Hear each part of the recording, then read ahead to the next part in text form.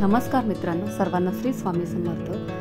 आपल्या हिंदू धर्मामध्ये प्रत्येकाच्या घरामध्ये देवघर असते। देवघरामध्ये आपले देवघर कसे असावे, त्याचे काय नियम आहे, हे आजच्या या व्हिडिओमध्ये आज आपण बघणार आहोत। पूजाघर म्हणजे घरातील सर्वात महत्त्वाची गोष्ट। घरातील पावित्र्य राखणारी मंगल जागा।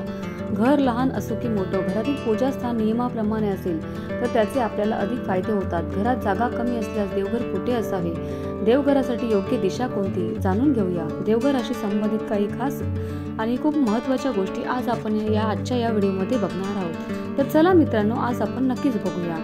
तुमच्या घरामध्ये देवघर बनवण्यासाठी जागा नसल्यास किचनमध्ये ईशान्य कोपऱ्या म्हणजे उत्तर पूर्व दिशेला देवघर बनवू शकता।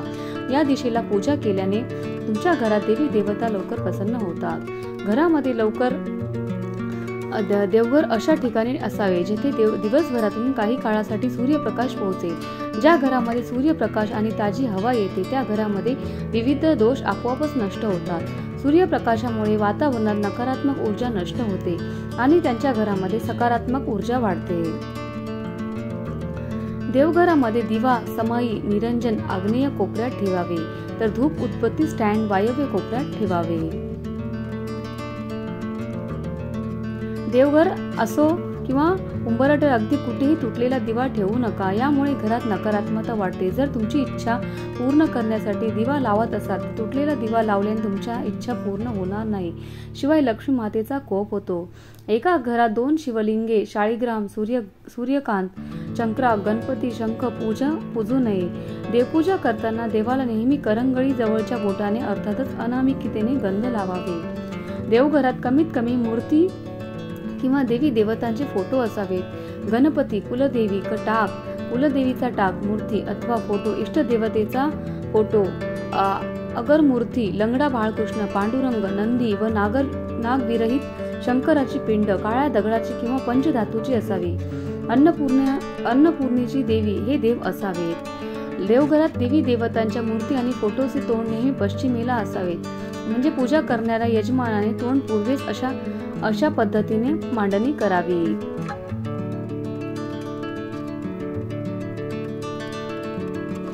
देवघरामध्ये शंख असल्यास त्याचे निमुळते टोक हे दक्षिण दिशेकडे असावे।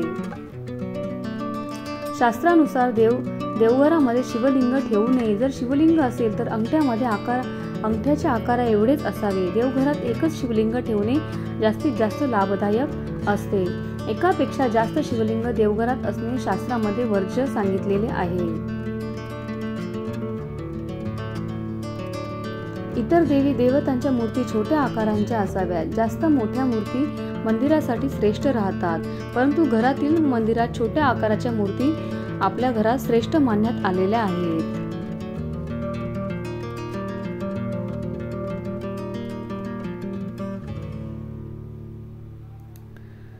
आपल्या देवाऱ्यात देवाचा टाक असल्यास तो पंचधातूचा असावा। घरातील देवघरात नेहमी महादेवाची पिंड ठेवावी। फोटो घरात ठेवू नये, शिवाय महादेवाची पिंड ही दगडी असेल तर अतिउत्तम, दगडी नसेल तर पितळाची ठेवली तरीही चालेल। घरातील देवाऱ्यामध्ये शनीची मूर्ती किंवा शनीचे यंत्र याची पूजा करू नये, ते वर्ज्य मानलेले आहे।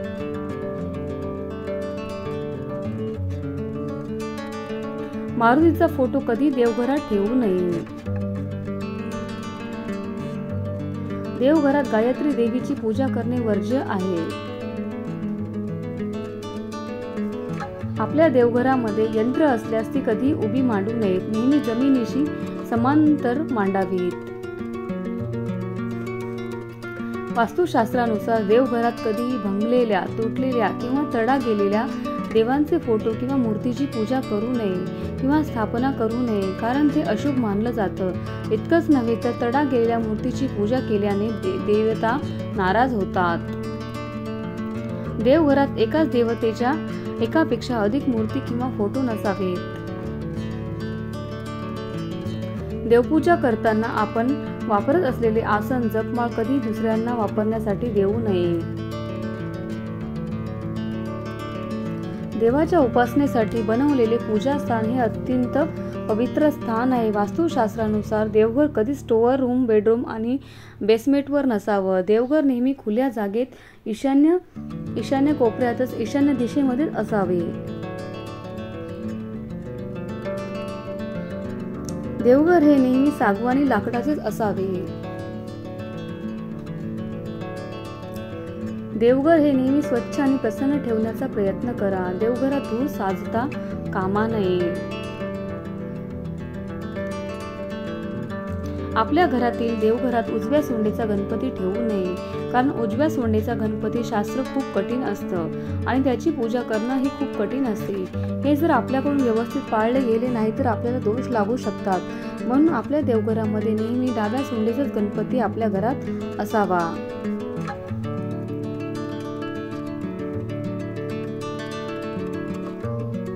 भरपूर लोकांना गैरसमज आहे की महादेवाची पिंड ही तुळशीमध्ये असावी, पण महादेवाची पिंड ही तुळशीमध्ये नसावी, तर ती देवघरात असावी. कारण तुळशीमध्ये शालिग्राम असतो.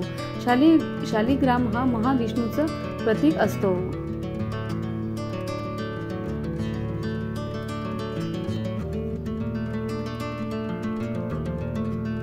आपल्या देवघरामध्ये महादेवाच्या पिंडीवर नाग नसावा. शिवाय महादेवाच्या पिंडीसोबत नंदीही नसावा. फक्त महादेवाची पिंड असावी. नंदी हा नेहमी मंदिराच्या बाहेर असतो, तो देवघरात नसावा.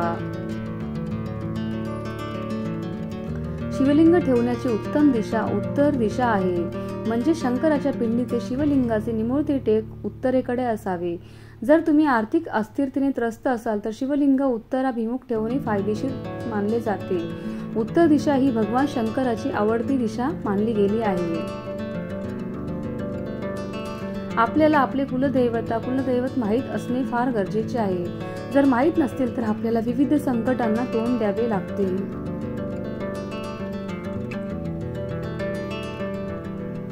आपल्या देवघरात आपल्या कुलदेवतेचा एक तरी फोटो किमान असावा. एखादी मूर्ती असणे खूप गरजेचे आहे.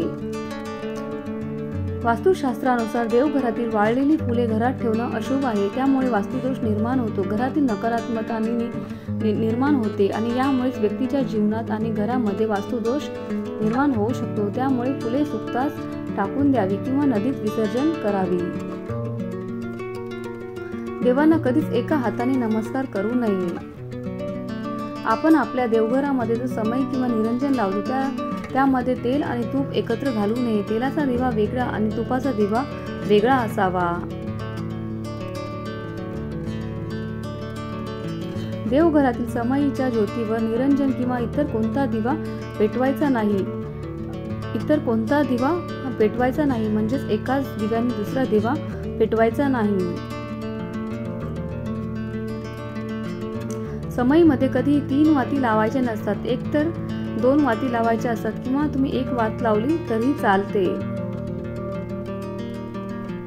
देवपूजा करताना देवाला नेहमी करंगळी जवळच्या बोटाने अर्थात अनामिकतेने गंध लावावे आणि आपल्या पितरांना आणि पूर्वजनांना फोटोंना अंगठा शेजारील मोठ्या बोटाने गंध लावावे. तसेच स्वतःला अनामिकतेने या बोटाने कपाळावर टिका स्वतःला लावावा. मनाला शांती मिळते. हिंदू परंपरेनुसार अंगठ्याने तिलक लावणे देखील खूप शुभ आहे. शुक्र ग्रह अंगठ्यामध्ये राहतो. अंगठ्याने तिलक लावल्याने व्यक्तीचे आरोग्य चांगले राहते. घरात सुख समृद्धी नांदते. नैवेद्याच्या ताटात किंवा पानात मीठ वाढू नये. त्याचप्रमाणे कांदा, लसूण किंवा हे देखील वाढू नये, कारण हे सर्व तामसिक अन्न आहे. या प्रकारचे तामसी पदार्थ देवाला चालत नाही. घरामध्ये ज्या ठिकाणी देवघर असेल तेथे चामड्यापासून तयार केलेल्या वस्तू, चप्पल, बूट घेऊन जाऊ नये. तसेच देवघरातील पूर्वजांचे फोटो देवघरात लावू नये. पूर्वजांचे फोटो लावण्यासाठी दक्षिण दिशा योग्य आहे.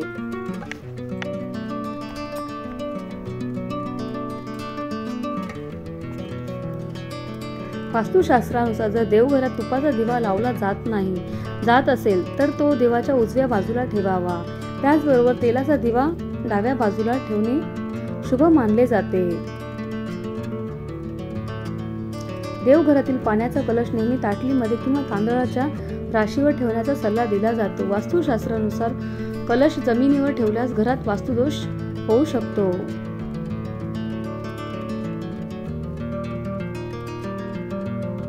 घरामध्ये दररोज सकाळ संध्याकाळ पूजा करणे आवश्यक आहे. पूजा करताना घंटी अवश्य वाजवावी, तसेच संपूर्ण घरात फिरून घंटा नाद करावा. असे केल्याने घंटेच्या आवाजाने नकारात्मकताही नष्ट होते आणि सकारात्मक ऊर्जा वाढते.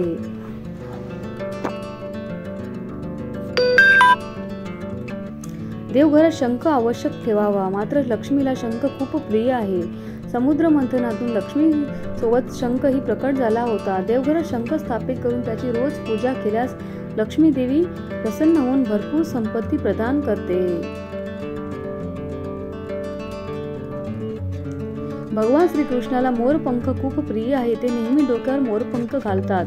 घरामध्ये मोराची पिसे ठेवणे खूप शुभ मानले जाते. विशेष म्हणजे मोराची पीस मंदिरात ठेवल्याने भगवान विष्णू आणि माता लक्ष्मीचा अपार आशीर्वाद मिळतो.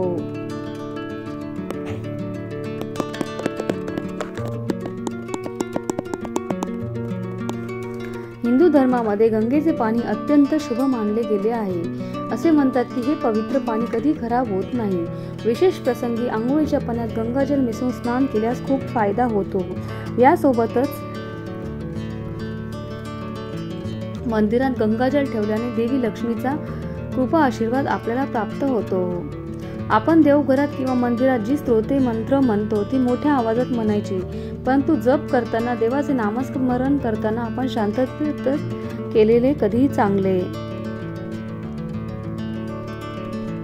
कोणी भेट म्हणून दिलेले देव किंवा सापडलेले देवांचे फोटो तसेच बुडीत घराण्यातून आलेले देव आपल्या देवघरात ठेवू नये, कारण आपण त्या देवाची जी काही सेवा किंवा पूजा करतो ते आपल्याला लागू पडत नाही. ती सर्व सेवा ज्यांचे देव आहेत त्यांना लागू पडते.